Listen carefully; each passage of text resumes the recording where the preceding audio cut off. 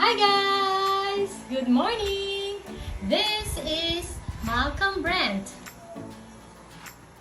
Ito po ang kanyang mga favorite. Chine-check niya isa-isa. May mangga, may saging, may pakwan, may, what is this? Patatas. Sayote, favorite niya yan. Kalabasa, carrots, and repolyo.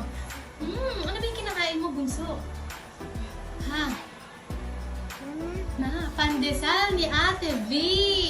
Thank you, Ate V, sa napakasarap mong pandesal. Happy ka ba, bunso? Happy ka? At marami ka na naman supply? Kumuha lang daw ng tama, ha?